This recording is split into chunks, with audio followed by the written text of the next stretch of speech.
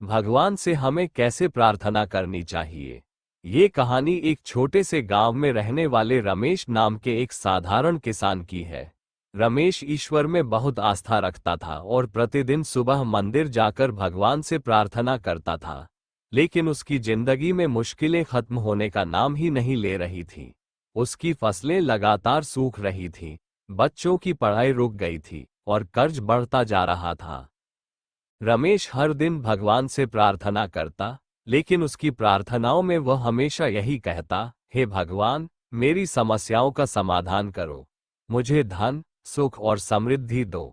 मेरे बच्चों को अच्छी जिंदगी दो। कई महीने बीत गए, लेकिन रमेश की स्थिति में कोई सुधार नहीं हुआ।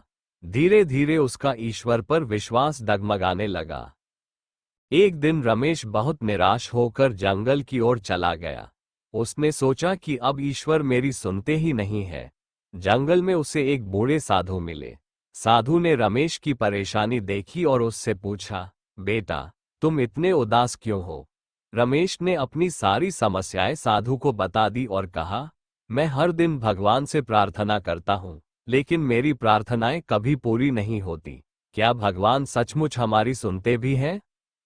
साधु मुस्कुराए और बोले, बेटा, भगवान हर प्रार्थना सुनते हैं, लेकिन तुम्हारी प्रार्थना में एक कमी है। रमेश ने चौंक कर पूछा, कमी? मैंने तो भगवान से सब कुछ मांगा है। साधु ने रमेश को समझाया, तुम्हारी प्रार्थना स्वार्थ से भरी हुई है। तुम भगवान से केवल अपने लिए सुख सुविधाएं मांगते हो। सच्ची प्रार्थना वह होती है जिसमें तुम भगवान से अपने कर्मों को सुधारने की शक्ति मांगो, दूसरों के भले के लिए प्रार्थना करो और अपने जीवन को सही दिशा में ले जाने की प्रेरणा पाओ। भगवान वही देते हैं जो हमारे लिए सबसे अच्छा होता है। रमेश ने साधु की बातों को गंभीरता से सुना।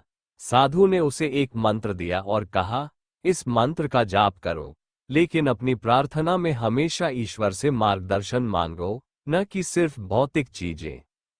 अगले दिन से रमेश ने अपनी प्रार्थना का तरीका बदल दिया। अब वह भगवान से ये कहने लगा, हे भगवान, मुझे ये सिखाए कि मैं अपनी मेहनत और समझ से अपनी समस्याओं का हल कैसे निकालूं। मुझे सही राह दिखाए और मुझे अपनी परिस्थितियों को स्वीकार करने और उनका समाधान निकालने की शक्ति दीजिए। धीरे धीरे रमेश के जीवन में बदलाव आने लगे। उसने अपनी फसलों की देखभाल में नई तकनीकों का इस्तेमाल शुरू किया। उसने अपने बच्चों को पढ़ाई के लिए प्रेरित किया और खुद भी गांव में दूसरों को उनकी समस्याओं से उबरने में मदद करने लगा। उसकी मेहनत और सही सोच का परिणाम ये हुआ कि उसकी फसलें अब अच्छी होने लगी, उसका कर्ज भी चुक गया और उसके बच्चे पढ़ाई में सफल हो गए। रमेश को अब ये समझ आ गया था कि भगवान से हमेशा भौतिक सुख सुविधाएं मांगना सही नहीं है। सच्ची प्रार्थना वह होती है जिसमें हम भगवान से अपनी सोच और कर्मों को सुधारने का वरदान मांगते हैं।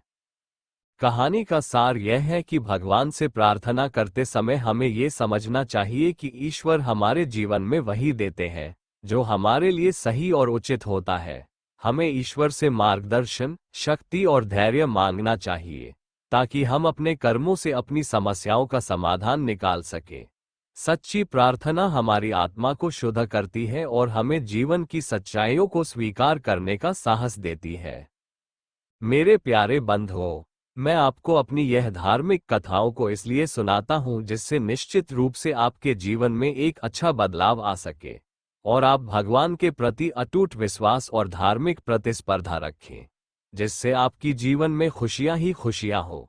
इसलिए मैं चाहता हूं कि आप मेरे इस चैनल को जरूर सब्सक्राइब करें, साथ ही अपने दोस्तों के साथ मेरे इन धार्मिक कथाओं को जरूर शेयर करें और बेल आइकन को भी जरूर दबा दें, जिससे हमारी धार्मिक कथा आप तक सबसे पहले पहुंच सके। जय भोलेनाथ, हर हर महादेव।